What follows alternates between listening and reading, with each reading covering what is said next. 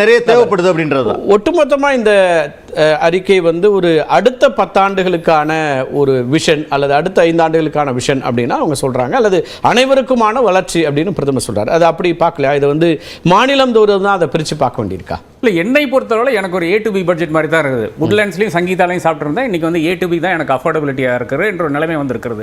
15 லட்சத்துக்கு மேலே நீங்கள் சம்பளம் வாங்கினீங்கன்னா நீ அயோக்கியம் என்றது மறுபடியும் நிரூபிக்கின்ற ஒரு பட்ஜெட்டாக இது மாதிரி இருக்கிறது.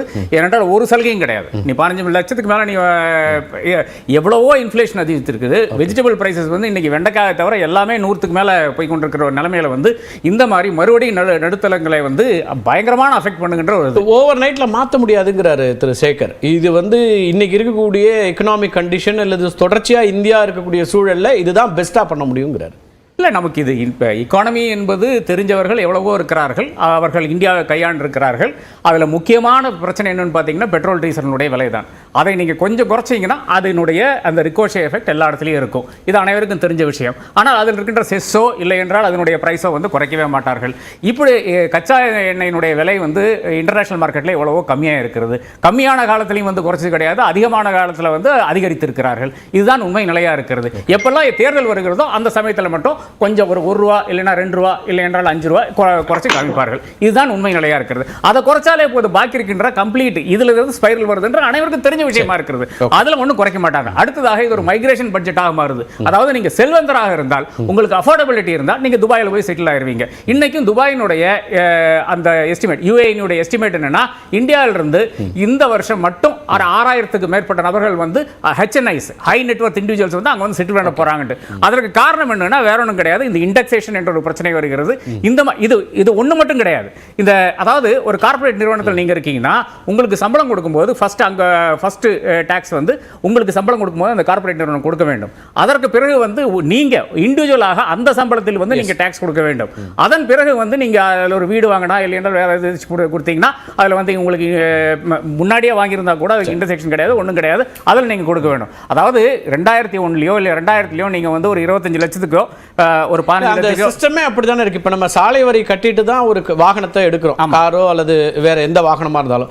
மீண்டும் மீண்டும் டோலுக்கும் நம்ம வரி கட்ட வேண்டியிருக்கு. டோல் ஃப்ரீ ரோடே நம்ம கிடையாது. அதான் சிஸ்டமா இருக்கு. ஓவர் நைட்ல மாத்த முடியுமான்னு கேட்கல. அது ஃபேரா இருக்கணும்னு தான் சொல்றோம். அதாவது ஒரு இண்டிவிஜுவல் 34% டாக்ஸ் கொடுக்கும்போது, 15 லட்சத்துக்கு மேல சம்பாதிக்கின்ற ஒரு இண்டிவிஜுவல் 34% டாக்ஸ் கொடுக்கும்போது ஏன் ஒரு கார்ப்பரேட்டர் 21% டாக்ஸ் கொடுக்கிறது தான் முக்கியமான கேள்வியா இருக்குது. இது டாக்ஸேஷனுடைய பிரச்சனை, ரெகுலேஷனுடைய பிரச்சனை. அடுத்ததாக முக்கியமான பிரச்சனை என்ன பாத்தீங்கன்னா, இது வேலை வாய்ப்பின்மையினுடைய பிரச்சனை. அதுல நாம் என்ன நினைச்சோம் பாத்தீங்கன்னா, ஒரு பாலிசியாக வரும், இல்லை என்றால் ஒரு புதிதாக ஏதாச்சும் ஒரு விஷயத்தை அவர்கள் சொல்லுவார்கள்.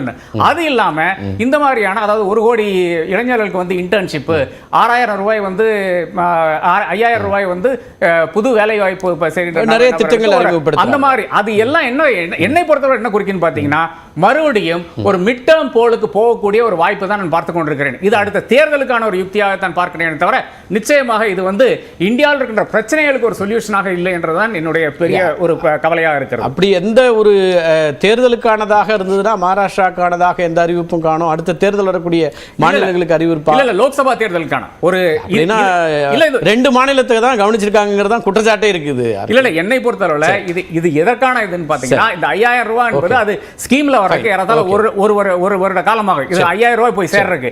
எப்படி அந்த 6000 ரூபாயத்தை வச்சு விவசாயிகள் கொடுத்த 6000 ரூபாய் வைத்து 2019 ஒரு பெரிய ஒரு வாக்கு சதவீதம் பாஜக கைப்பற்றுச்சோ லாபார்த்தி ஸ்கீம்ஸ் மூலமாக, அதே மாதிரி ஒரு ஸ்கீமாகத்தான் இதை பார்க்கிறேன். ஒரு வருஷத்துல நமக்கு தேர்தல் வர்றதுக்கான அந்த வாய்ப்பு இருக்கிறது. ஓகே, பேசலாம். நான் திரு ஆனந்த் ஸ்ரீனிவாசனும் இணைஞ்சிருக்காரு. அவர்கிட்ட பேசுறதுக்கு முன்னாடி, ஆச்சாரி, மதவாத அரசியலை தொடர்ந்து புறக்கணிக்கின்றன அப்படிங்கிற காரணத்தினாலேயே நாட்டின் வளர்ச்சியில் பெரும்பங்கு வகித்து வரக்கூடிய தமிழ்நாடு போன்ற மாநிலங்கள் மீது வன்மத்தை கக்கிடும் வகையில் இந்த நிதிநிலை அறிக்கை இருக்குன்னு முதலமைச்சர் மு.க. ஸ்டாலின் இன்னைக்கு அறிக்கையில் குறிப்பிட்டிருக்கிறாரு. திட்டமிட்டு தமிழ்நாட்டுக்கான ஒதுக்கீடே இல்லையா? தமிழ்நாடுங்கிற பேரே இல்லாமல் ஆயிடுச்சா? ஒவ்வொரு நிதிநிலை அறிக்கையிலையும் தமிழ் குறித்தும் தமிழின் தொன்மை குறித்தும் திருக்குறள், பாரதியார் அப்படிலாம் சொல்லிட்டு இன்னைக்கு அதை கூட சொல்லலையேன்னு திரு கான்ஸ்டன்டைன் குறிப்பிடுறாரு. நிதி தான் கொடுக்கல, தமிழை கூட சுட்டி காட்டாமல் விட்டீங்களே அப்படிங்கிறாரு. வணக்கம். ஆக்சுவலி ஆரம்பிக்கும் போது எனக்கு அந்த வாய்ஸ் ப்ராப்ளமா இருந்துச்சு. அதனால என்னுடைய முதல் கட்ட கருத்தை வைக்க முடியல. ஆனா கான்ஸ்டன்டைன் பேராசிரியர் சொன்ன போது, அதே மாதிரி முதலமைச்சர் பேசும்பொழுது நான் அதை பார்த்துக்கிட்டு இருந்தேன். ஏன் வருத்தம் அப்படின்னா, நீத்தி ஆயோக்ல வந்து முதலமைச்சர்கள், அனைத்து மாநிலத்துடைய முதலமைச்சர்கள், அதே மாதிரி பிரதமர், மற்ற மத்திய அமைச்சர்கள், கேபினட் அந்தஸ்து அமைச்சர்கள் எல்லாருமே உட்கார்ந்து முடிவு பண்ணக்கூடிய திட்டங்கள் பற்றி பேசக்கூடிய ஒரு நல்ல ஒரு வாய்ப்பு. இன்னைக்கு வந்து அரசியல் செய்யணும்ன்ற ஒரே காரணத்துக்காக பாஜக மத்தியில் வந்து விட்டது. நீங்க இப்ப எதிர்வினைக்கு வந்துட்டீங்க திரு ஆச்சாரி. வினை சுட்டி காட்டுறதுனா தமிழ்நாட்டை புறக்கணிச்சிட்டீங்க, நான் புறக்கணிக்கிறேன் எதிர்வினை. நான் அதுக்கு இன்னும் வரவே இல்லை. நீங்க அதுக்குள்ளார வந்து என்னை வந்து பிரேக் பண்ண நீங்க தான் நான் ஏன் வந்து அதை சொல்ல விரும்புறேன் அப்படின்னா, இன்னைக்கு வந்து மத்திய பட்ஜெட், இந்த மத்திய பட்ஜெட்ல ஸ்டேட் ஸ்பெசிபிக்கா, அதாவது நீங்க வந்து கடந்த ஒரு 10 வருடமாக நீங்க மத்திய பட்ஜெட்டை வந்து நீங்க அனலைஸ் பண்ணிருப்பீங்க, பண்ணிட்டு இருக்கீங்க. அதுல வந்து ஸ்டேட் ஸ்பெசிபிக்கா இந்த தடவை இன்க்ளூடிங் நிறைய பேர் வந்து இன்னைக்கு ஃபைண்ட் சர்ச்ல போய் ஃபைண்ட் பண்ணாங்க, தமிழ்நாடுன்னு இருக்குதா இல்ல அப்படின்னு வந்து போட்டுக்கிட்டு இருந்தாங்க. நான் வந்து ஒரு பாயிண்ட் ஒண்ணு சொல்ல போறேன். என்ன அப்படின்னா, இவங்க வந்து குற்றச்சாட்டு வைக்கிறாங்களே, இவன் முதல்வர் கூட அதே குற்றச்சாட்டு தான் வச்சாரு, அமராவதியை பத்தி பேசினார். 2014 18 பிப்ரவரி அன்னைக்கு வந்து லோக்சபால இந்த ஆந்திர பிரதேஷ் ரீஆர்கனைசேஷன் பில் வந்து பாஸ் ஆகுது. அதே மாதிரி ராஜ்யசபால 20ஆம் தேதி பாஸ் ஆகுது. இந்த பில் வந்து 2 இடத்துலயும் அவசரமாக காங்கிரஸ் வந்து கொண்டு வருது. இந்த காங்கிரஸ் இதே திமுக கூட்டணியில இருந்த அந்த காங்கிரஸ் கொண்டு வராங்க. அமைதியா இருங்க, கொஞ்சம் நீங்க பேசும்போது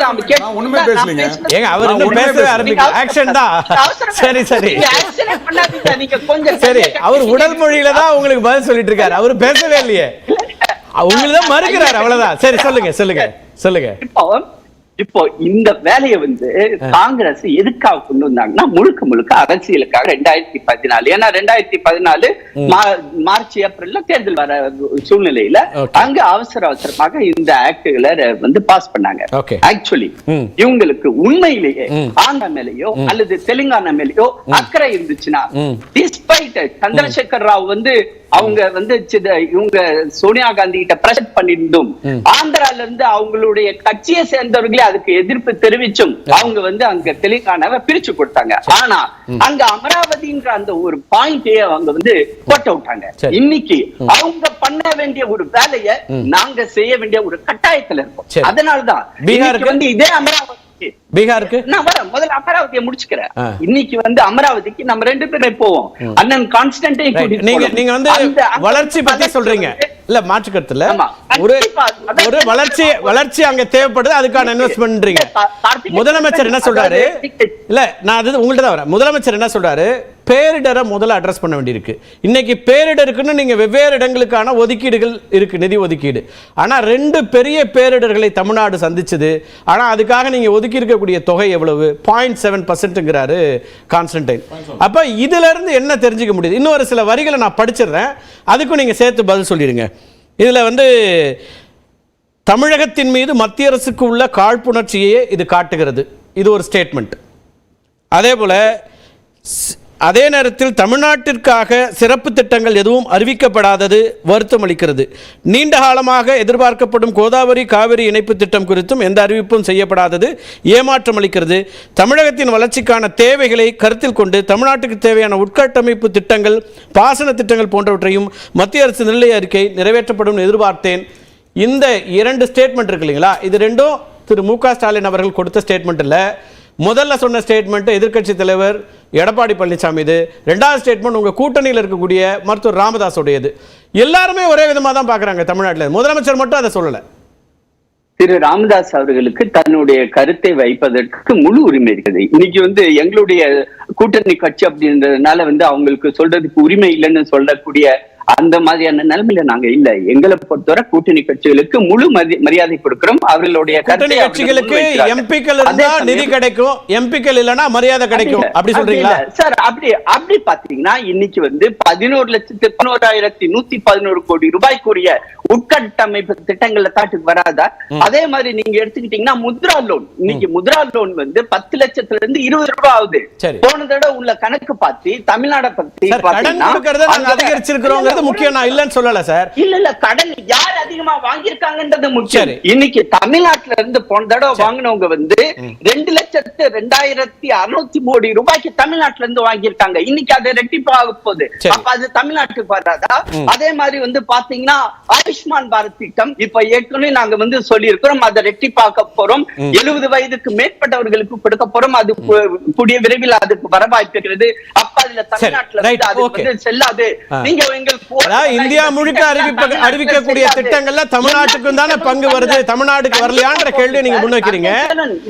என்ன கேக்குறாங்கன்னா தமிழ்நாட்டிற்கான தேவைகள் நாங்க சில விஷயங்களை பட்டியலிட்டு இருந்தோம், கோரிக்கை வச்சிருந்தோம், அந்த திட்டங்கள் எதுவுமே வரலையேன்றாங்க. இப்ப அரசியலா ஒரு கேள்வி வைக்கணும்னா திரு ஆச்சாரி, அரசியலா ஒரு கேள்வி வைக்கணும்னா ஜனவரி, பிப்ரவரி, மார்ச் இன்ட்ரீம் பட்ஜெட் இதுலலாம் தமிழ்நாட்டின் மீது அவ்வளவு அன்பு இருந்துச்சு. நிதி வந்துச்சா வரலையா, அன்பு இருந்துச்சு. இப்ப அது எங்க போச்சுன்னு கேக்குறாங்க. அப்ப தேர்தலோட தான் இதை ஒட்டி பார்க்க வேண்டியிருக்காங்கிற ஒரு கேள்வி அரசியலா வருது இல்ல? எங்களை பொறுத்தவரை அன்பு எங்களுக்கு குறைவே இல்லை, பிரதமர் நரேந்திர மோடிக்கு குறைவே இல்லை. இல்ல அறிக்கையில வந்து அதாவது ஒவ்வொரு குறிப்பிட்ட தமிழ்நாடுன்னு சொல்ல வேண்டிய அவசியம் இல்லை.